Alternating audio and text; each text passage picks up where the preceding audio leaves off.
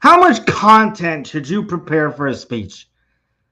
Is that something that you're concerned about?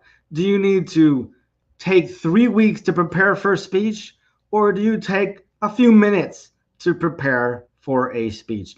Some of you have to write out your speeches. Some of you can put bullet points on a index card, and that's enough for you to carry a topic for a 2 minute chat with somebody. If I just put traffic cone and then you could talk for 2 minutes, that could be enough. Other people, they want to do an extreme amount of research. Where the traffic cone was invented, where the traffic cone is used, what are the disadvantages of using a traffic cone, what are the advantages of using a traffic cone, or you know enough from personal stories that just one bullet point, this orange thingy, and then poof, you have enough to talk about. But as far as content goes, how much is enough and how important is the content of your message?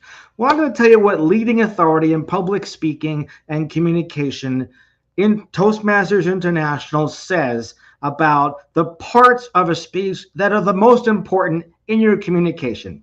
They say that 55% of your talk is nonverbal. Nothing to do with your content, is it there?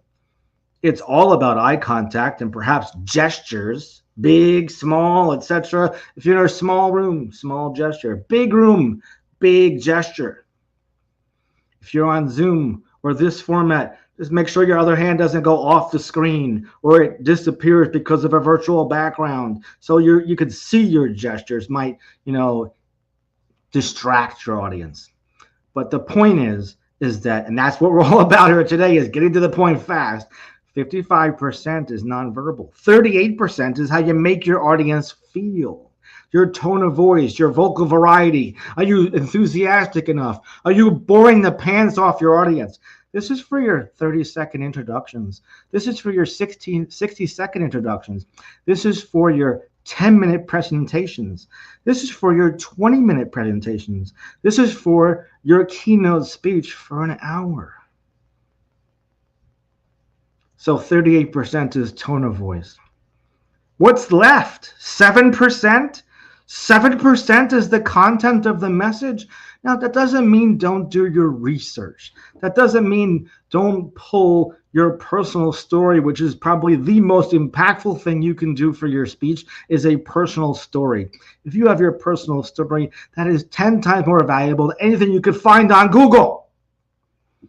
But 7%, that means pull a little bit of information, a little bit of content, but the way you deliver it in your eye contact, you can deliver an entire speech well prepared and not give somebody eye contact and look at your shoes the whole time. And will your audience trust you? Probably not. It'll be all wasted. So just keep that in mind. 55% nonverbal, 38% tone of voice, and 7% content. If you have any information or thoughts on that, or agree or disagree or whatever, put some comments in the chat on YouTube, LinkedIn, or X, or send me an email at wow@omgtalk.com. That's wow@omgtalk.com. Or you can go to omgtalk.com and come to one of our online events or offline events. The offline events are in Palm Beaches area, throughout Palm Beach County, from Wellington to Delray Beach, or online on Tuesdays and Saturdays. Thanks for joining me. I'm Paul Finkelstein. This has been your free cyber lesson all about networking. If you haven't done a one-to-one this week or today, have no fear. You don't have to have a weekend. You could have a strong end.